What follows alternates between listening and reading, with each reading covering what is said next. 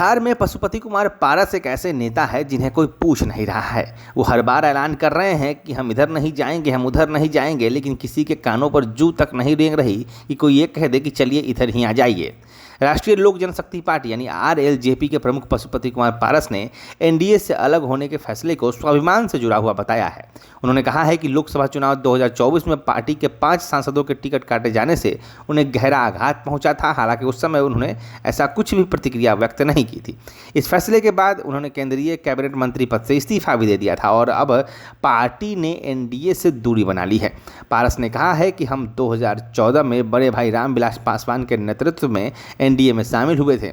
उस समय देश भर में भ्रष्टाचार था और हमने निस्वार्थ भाव से एनडीए का साथ दिया था, लेकिन 2024 के चुनाव में हमारी पार्टी के 5 सांसदों का टिकट काट दिया गया। यह जानकर बहुत दुख हुआ। उन्होंने कहा कि एनडीए की जीत के बावजूद उनकी पार्टी को कोई मान्यता नहीं मिली। पारस ने नाराज़गी जाहिर की है और नाराज़गी जाहिर करते हुए कहा है कि उन्होंने प्रचार में हिस्सा लिया, पीएम मोदी के नामांकन में वाराणसी गए, बिहार की रैलियों में भाग लिया, लेकिन चुनाव के बाद बिहार बीजेपी अध्यक्ष दिलीप जायसवाल और जेडीयू नेताओं ने 5 पांडवों की बात की, हमारा तो नाम तक नहीं लिया गया। इस बात से उन्हें गहरा आघात पहुंचा है। बीजेपी कहीं ना कहीं पशुपति पारस और उनकी पार्टी को एक सिरे से दरकिनार कर रही है। पूर्व केंद्रीय मंत्री पारस ने बताया कि 14 अप्रैल को बाबा साहब भीमराव अंबेडकर जयंती का अवसर पर पटना में पार्टी की बैठक बुलाई गई, जहां एनडीए के अलग होने का निर्णय लिया गया। उन्होंने कहा कि यह अपमान सह कर नहीं रह सकते, हमें स्वाभिमान के लिए यह फैसला किया है। अपने राजनीतिक फैसलों और नई पार्टी बनाने को सही ठहराते हुए रालोजपा प्रमुख पशुपति कुमार पारस ने कहा है कि हमारा परिवार भी भाई के जाने के बाद बिखर गया है। एक बाहरी व्यक्ति बनारस से आया और पार्टी टूट गई। चुनाव आयोग ने पार्टी को 2 हिस्सों में बांटा, लेकिन जब दिल टूटता है तो दिल जुड़ता नहीं है। फिलहाल पशुपति कुमार पारस गहरे शोक में नजर आते हैं और बार बार इस बात का जिक्र करते हैं कि एनडीए यानी भाजपा उन्हें पूछ भी नहीं रही है। बिना नाम लिए चिराग पासवान पर भी पशुपति कुमार पारस ने निशाना साधा है। उन्होंने कहा है कि वो ओरिजिनल फूल हैं, यानी वो असली वाले फूल हैं जो महकते हैं, और चिराग पासवान यानी वह कागजी फूल हैं। पार्टी टूटने का दुख नहीं, पर आत्मसम्मान से समझौता वो नहीं कर सकते हैं।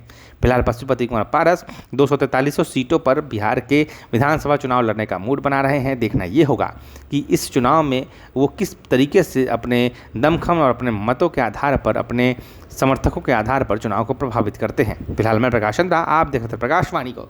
धन्यवाद।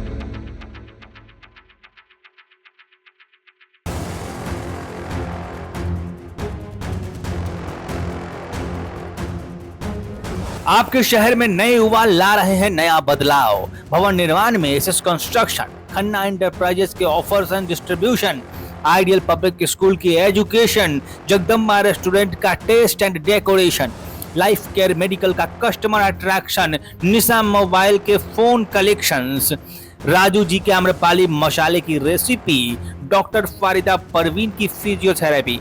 ये है शहर में अपने फील्ड के दिग्गज। आप भी बताइए, आप हैं किस फील्ड के दिग्गज, ताकि हम बता सकें अपने दर्शकों को। जुड़े प्रकाशवाणी के डिजिटल मीडिया प्लेटफॉर्म के साथ आज ही।